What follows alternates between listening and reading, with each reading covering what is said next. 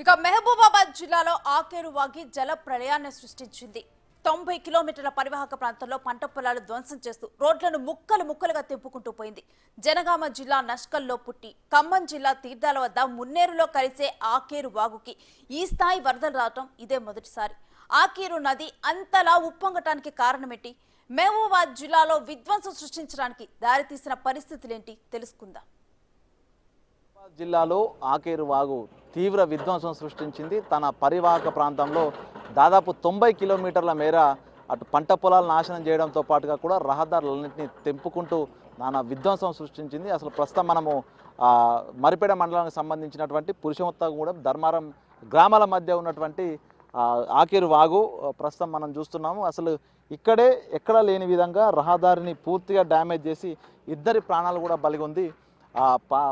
ప్రవాహం లోపల ఇద్దరు తండ్రి కూతుర్లు జూనియర్ సైంటిస్ట్గా గిరిజన కుటుంబంలో పుట్టి ఉన్నత శిఖరాలకు ఎదుగుతున్నటువంటి ఓ మహిళా సైంటిస్ట్ను కూడా బలిగొంది ఇక్కడే. అసలు ఎందుకు ఆకేరు వాగు ఈ స్థాయిలో విధ్వంసం సృష్టించిందంటే కూడా అసలు గతంలో దాదాపు 4 దశాబ్దాల కింద నుంచి కూడా ఇట్లాంటి పరిస్థితి కనిపించలేదు. 1980లో ఒక్కసారి ఇదే విధమైన వరదలు వచ్చాయి. ఆ తర్వాతే ఈ స్థాయి భారీ వరదలు వచ్చి మహబూబాబాద్ జిల్లా లోపల దాదాపు 62 చోట్ల ఆకేరు వాగు ప్రవహిస్తూ వస్తున్నటువంటి గ్రామాల గుండా వస్తున్నటువంటి ప్రతి చోట తను ఎక్కడెక్కడ క్రాస్ చేస్తూ వస్తుందో ఆ ప్రతి చోట కూడా ఆ రోడ్లను డ్యామేజ్ చేస్తూ వచ్చింది.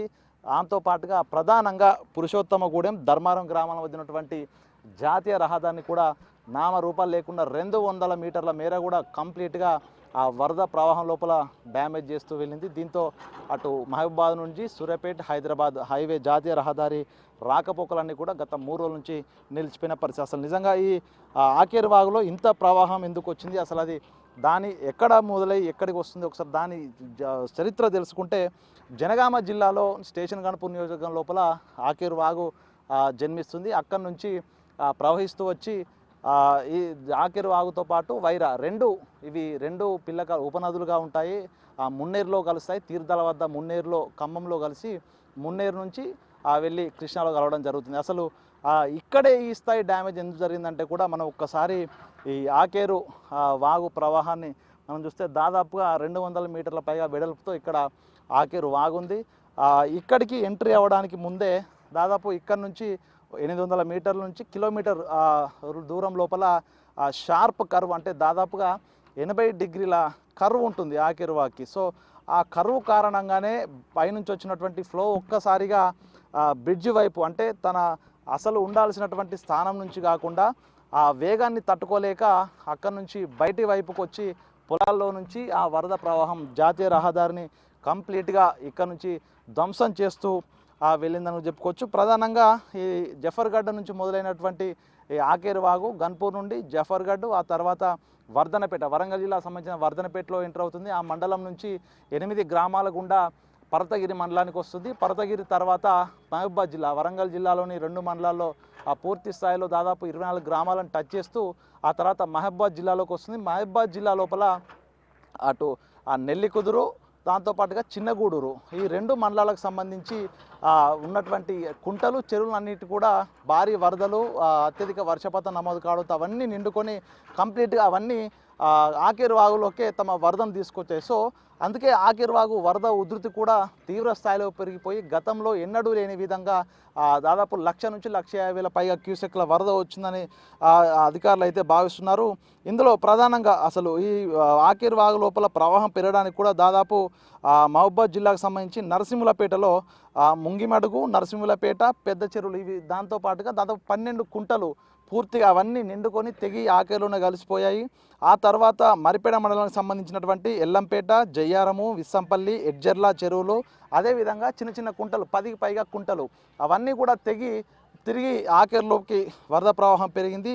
చిన్నగూడూరు మండలానికి సంబంధించినటువంటి కుంటలు కూడా దాదాపు 14 కుంటలు 2 చెరువులు కూడా తెగి ఈ ఆకేరులోనే కలిసాయి. ఇదంతా కూడా పురుషోత్తమగూడెం వద్ద డ్యామేజ్ ఏదైతే జరిగిందో దీనికి ఎగువ భాగం లోపలే ఆకేరు వరదతో పాటుగా ఈ చెరువులకు సంబంధించి దాదాపు 45 చెరువులు కుంటలకు సంబంధించినటువంటి వరద కూడా కంప్లీట్గా ఆకేరులో కలిసి తీవ్ర ఉధృత రూపం అయితే దాల్చింది. అయితే ఆ ఉధృతి అంతస్థాయి వరద ప్రస్తుతం ఈ కర్వ్ గుండా ఈ షార్ప్ కర్వ్ గుండా రాలేకనే తన స్థానం యథావిధిగా ఉన్నటువంటి స్థానం నుండి వెళ్ళలేక పూర్తిగా ఆ గ్రామం కొంత అయితే ధర్మారం సంబంధించిన గ్రామంలోకి వెళ్ళి గ్రామాన్ని కూడా తుడిచిపెట్టిపోయే పరిస్థితి, అట్లాంటి భీకరమైన పరిస్థితి కనిపిస్తుంది. సో అందుకే ఆ వాగులో నుంచి వెళ్ళాల్సిన వాటర్ అంతా కూడా ప్రస్తుతం మనం ఉన్నటువంటి ఈ పొలాల గుండా వెళ్ళింది. ఈ డ్యామేజ్ అంతా కూడా బ్రిడ్జికి డ్యామేజ్ కాకుండా బ్రిడ్జికి ముందున్నటువంటి జాతీయ రహదారిని కంప్లీట్గా 200 మీటర్ల మేర జాతీయ రహదారిని దాదాపు బ్రిడ్జి దగ్గర ఉన్నటువంటి 22 అడుగుల నుంచి మొదలుకుంటే అక్కడ నుంచి 200 మీటర్ల వరకు, అంటే 12 అడుగుల లోతు వరకు, అంటే దాదాపుగా కొన్ని మెట్రిక్ టన్నులకు సంబంధించినటువంటి మట్టి భాగాలు, కాంక్రీట్ భాగాలు, మట్టి రాళ్ళను, పెద్ద పెద్ద బండరాలను కూడా ఇక్కడ నుంచి కొట్టుకొనిపోయింది. అయితే ఇక్కడ ఈ డ్యామేజ్ అవడానికి కూడా మరొక కారణం కూడా చెప్పుకోవచ్చు. ప్రస్తుతము ఇక్కడ ఉన్నటువంటి బ్రిడ్జ్ ఇది కూడా జాతీయ రహదారి కావడంతో కూడా ఈ బ్రిడ్జి నిర్మాణం జరిగింది. అయితే తెలంగాణ ప్రభుత్వం వచ్చిన తర్వాత ఈ బ్రిడ్జికి తక్కువ దూరంలోనే దాదాపుగా 20 మీటర్ల లోపే మిషన్ భగీరథ పైప్ లైన్స్ ఏర్పాటు చేయడము, మిషన్ భగీరథ కోసము ప్రత్యేకంగా ఐరన్తో కూడినటువంటి మరొక బ్రిడ్జి నిర్మాణం చేశారు. అంటే ఇక్కడ నుంచి ఒక బ్రిడ్జి నిర్మాణం జరిపినప్పుడు నేషనల్ హైవేకి సంబంధించి ఆ బ్రిడ్జి దగ్గర వాటర్ ఫ్లో పెరుగుతుంది, వాటర్ తీవ్రత పెరుగుతుంది, కాబట్టి దాన్ని ఫ్రీ ఫ్లో ఉండే విధంగా చూడాల్సి ఉంటుంది. కానీ అధికారుల నిర్లక్ష్యమో లేదా గత ప్రభుత్వం లోపల సరిగా టెక్నికల్ డేటా సేకరించకపోవడమో ఆ బ్రిడ్జికి ఆనుకొనే మిషన్ భగీరథ పైప్ లైన్ సంబంధించి భారీ బ్రిడ్జి నిర్మాణం జరిగింది. సో ఆ బ్రిడ్జి కూడా ఇక్కడ నుంచి వచ్చినటువంటి దాదాపు లక్షల క్యూసెక్ల వాటర్ అంతా కూడా ఫ్రీ ఫ్లో లేకుండా తిరిగి ఆ బ్రిడ్జ్ తిరిగి ఆ వాటర్ని వెనక్కి తనడం జరిగింది. సో అంటే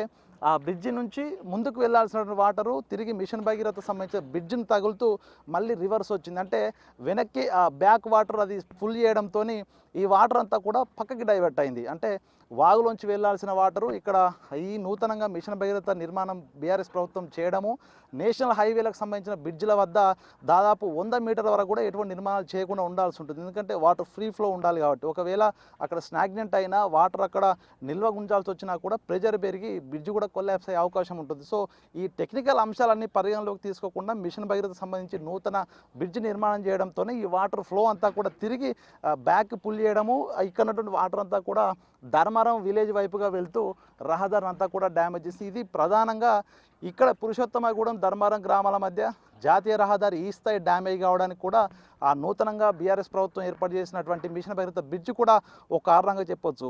ఒక కారణము భారీగా వర్షాలు పడడము, పూర్తిగా చెరువులు కుంటలు తెగి ఆకేరు వాగులోకి వచ్చి భారీ స్థాయి వరద ఉధృతి పెరగడం ఒకటైతే, మరొకటి ఈ యొక్క పురుషోత్తమగూడెం సంబంధించిన బ్రిడ్జ్ కంటే ముందుగానే షార్ప్ కర్వ్, అంటే దాదాపు 80 డిగ్రీస్ కర్వ్, నది 80 డిగ్రీస్ కర్వ్ తీసుకోవాల్సి రావడంతో ప్రెజర్ తీవ్రంగా పెరగడము, ఈ రెండొక కారణాలు అయితే వచ్చినటువంటి ఆ ప్రెజర్తో వచ్చిన వాటర్ అంతా కూడా ఫ్రీగా కిందికి డౌన్ స్ట్రీమ్ వైపు వెళ్లకుండా ఈ బ్రిడ్జికి వెనుకకు మరొక మిషన్ భగీరథ ట్యాంక్ వల్ల వెనక్కి పుల్ చేయడంతో ప్రెజర్ తీవ్రంగా పెరిగి మొత్తంగా మట్టి, కాంక్రీటు, తార్ రోడ్డు కంప్లీట్గా ఇక్కడ నుంచి కొట్టుకుపోయి వాషౌట్ అయిన పరిస్థితి కనిపిస్తుంది. ఇది ఆకేరు వాగు విధ్వంసానికి ప్రధానంగా ఇక్కడ జరిగిన విధ్వంసానికి అయితే ప్రధానంగా ఈ 3 కారణాలే జరుగుతాయి. ఆ తర్వాత ఇక్కడ నుంచి వెళ్తూ డోర్నకల్ సంబంధించినటువంటి మండలంలో కూడా దాదాపు 22 చోట్ల బ్రిడ్జులను, రహదారులను, పూర్తిగా పరివాహక ప్రాంతాల పొలాలను కూడా డ్యామేజ్ చేసుకుంటూ ఇసుక మేటలు వేసుకుంటూ పూర్తిగా డ్యామేజ్ చేస్తూ వెళ్ళింది. చివరకు తీర్థాల వద్ద ఖమ్మం రూరల్ మండలానికి సంబంధించినటువంటి తీర్థాల వద్ద